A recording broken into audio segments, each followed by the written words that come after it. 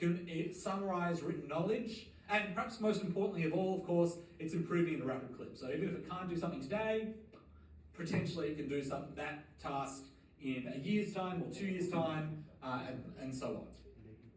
And so here, of course, like the future is always going to be uncertain. No one, I think, would ever tell you with absolute certainty what's going to happen in the future. Obviously, standing here today, we've seen a lot of innovation and still a very high amount of labour demand, but that could change. But here's what we know, at least according to the best and most recent economic research. When I say the most recent, this is almost entirely in the past 3 months this research has been produced. So, we're not talking about sort of ChatGPT 3.5. This is hopefully with the most advanced data, looking at the most recent models.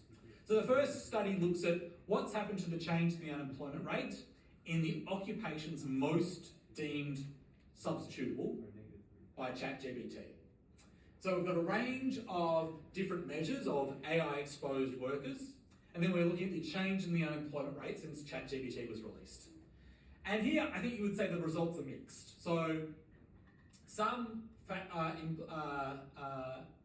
papers measure an increase in the unemployment rate, and 3 of them can't distinguish the change in the unemployment rate from 0. So just looking at overall unemployment rates, so I don't know, if you think about what's a very AI replaceable occupation, something like someone who writes reports and then sends them off to their boss in terms of a literature review. So I guess research assistant is technically a very AI replaceable job. You can, in theory, instead of hiring a student to write a report, you could hire ChatGPT instead. But looking at those jobs in the unemployment statistics, it's not clear. Out of the 5 studies or 5 different measures, 3 say no change, 2 say a slight increase in the unemployment rate. Yep. When we're looking at all of this data, is it better to look globally or country by country? Because different countries would have different. Most of them I would say focus on the US, but I'd say it's probably the best approach because that's where the most of the innovation is. You're sort of at the cutting edge. And there are many countries such as Europe that have very rigid labour laws. Like even if Gen AI sort of took over the world tomorrow, it would still be illegal to fire people in France. So they would still have very, very unchanged employment rates. So it varies, but and to be honest, the most defining feature about where these studies look at is where they can get the data. And if you can get data, that's where you study. But 3 out of the 5 say no change in unemployment. Another recent study by Brynjolfsson looks at the different quintiles of workers, so people who are more or less exposed to AI substitutability. So the most AI substitutable roles are customer service and computer programming, according to their measures. So customer service, just saying my button doesn't work, please fix, and they churn out a AI-driven response instead. And they look at how these different careers have, these different employment rates have changed using real-time payroll data. And they find that if you are young and in the most affected quintiles, we have seen a decrease in employment growth.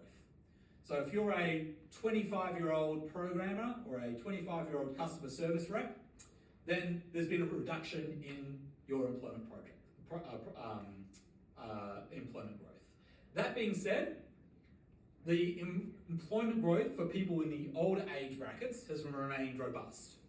So is this evidence of an AI displacement effect? I mean, I would say maybe, but it's very partial at best. It seems only affecting young people, but it's not clear to me if this was actually driven by ChatGPT as opposed to some other just general labour market trend, why it would only affect young people and not the 40-year-old programmers. Here they break down the data in different ways. So this is looking at the customer service group, and you can see if you're early career, 22 to 25, your employment growth or the employment growth has tracked down, but mid-career and senior people are still growing fairly strongly. So maybe this is evidence that there's some automation occurring in this industry. Another sort of red flag, I would say, is they date it back to the first release of ChatGPT in October 2022. Now, ChatGPT, as first released in 3 years ago now was obviously new and exciting, but it definitely wasn't automating jobs that month. It was, probably took at least a year or two if we're looking at new model increases and actually applying them for that to happen. So if you move that black line out to like, I don't know, 23 or 24, it's not clear that the trend is actually correlated with when ChatGPT entered the marketplace. But perhaps there's some evidence at the early career level. Another red flag is there's been no change in wages in these most affected careers. So you might think if nobody needs computer programmers anymore, we see a decrease in employment, but you also expect to see a decrease in wage growth. If there are a whole bunch of computer science grads who are looking for work and no one's willing to hire them, you'd expect their wages to start falling. We haven't seen that. So that's perhaps another strike against widespread automation, at least so far in this early data. What about financial markets? This is all sort of real-time data, but it's all based on what's currently happening. The great thing about financial markets is that they are forward-looking.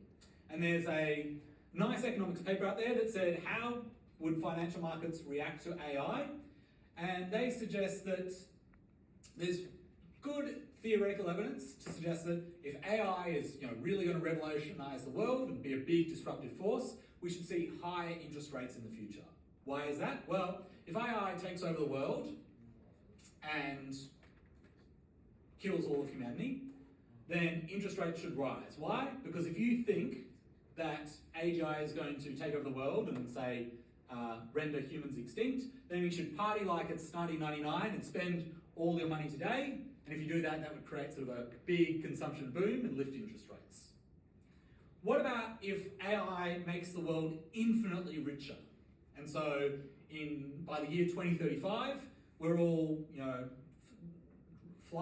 driving in flying cars, and no one has to work, and we can do whatever we want. We're all insanely wealthy thanks to a super smart AI.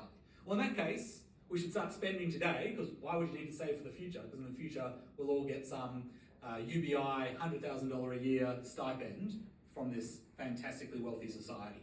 So if AI makes the world richer in the future, we should also see interest rates rise.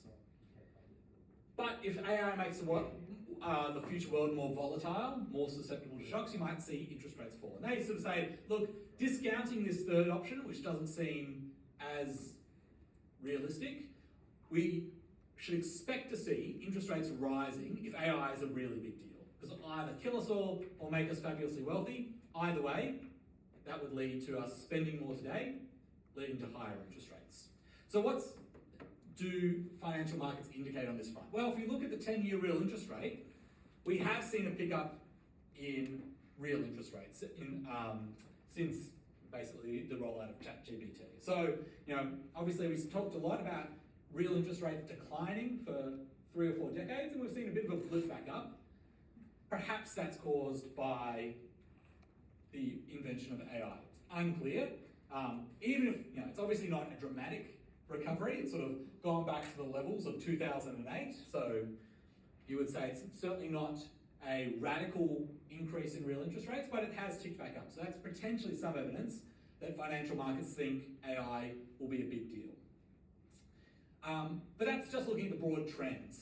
The third paper I wanted to share with you is a paper that looks at changes in real interest rates, but they only look at changes in the interest rates when big AI firms, OpenAI, Google, and so on, announce a big new model. And so you can think of these announcements as being a big market-moving event which should see interest rates rise. If, when ChatGPT 5 came out, or ChatGPT 4, or whichever one of your favorite models comes out, if that's a big news signal to financial markets indicating that artificial intelligence is going to take over and we should expect higher interest rates, then we should expect to see the interest rates spike up on those days. And then on other days, it sort of drifts sideways. So what happens when you look at the 1, 5, 10, 20 and 30-year interest rates? Only on the days when a AI firm releases a big model compared to every other day, where you can see in the blue lines, which show what happens on those model release days, you actually tend to see interest rates fall in the 15 days prior and the 15 days after. And the black line's the average over every single day over the past few years. So yes, we've seen interest rates rise, but it doesn't tend to happen when big AI news is made. It tends to happen on basically every other day of the year. What does this mean? Well, yes, we've seen interest rates rise, but maybe it's not an AI story. Maybe it's a story about Donald Trump spending like a drunken sailor and generating high interest rates through a sort of standard inflation and overspending story. Yep.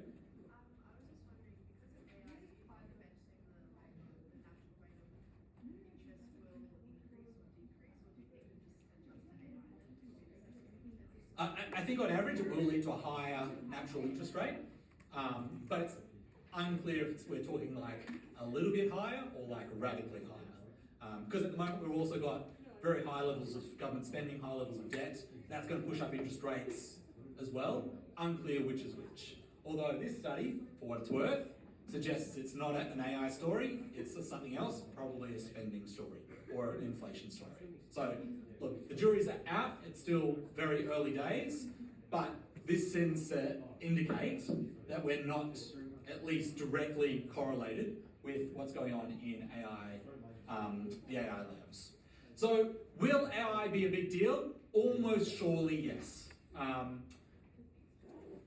The most recent estimates suggest it would increase GDP by 1 or 2 percentage points, which is a big deal. Like that's, you know, if you compare that to other previous technological advances, that's a really substantial impact on growth.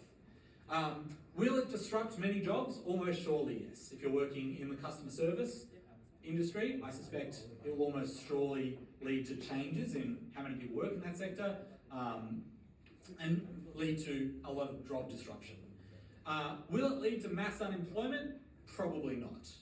And perhaps there is a slight risk that this is some sort of boom. You know, we're spending billions of dollars on data centers in the US. Maybe that spending will be justified, but if it's not, there is the risk of a lot of money being spent on data centers that are eventually wasted. And given that a lot of this is debt financed, there is increasingly talk of this being the seeds for a potential financial crisis, or at least a big series of losses if we spend, you know, these billions of dollars and end up, you know, only getting a slightly fancier version of spell checker for our results. So maybe come back in a year's time if you want to redo the course again, and we'll have some more definitive answers to some of these questions. But in short, technology has created a lot of jobs, but it's also it's created as many jobs as it's destroyed. We've seen some painful transitions in the past, and we might see those painful transitions occur in the future. But at the end of the day, given that we're sitting in a time when we've got the most innovation in our history, but also the strongest labour demand ever in our history, it seems unlikely we'll see mass unemployment, even if we need to adjust with retraining and maybe even greater levels of redistribution. It seems unlikely we'll ever get to a point of mass unemployment. All right, those are the references for the course. We're ending basically bang on time. I'll see you guys all next week. And next week will be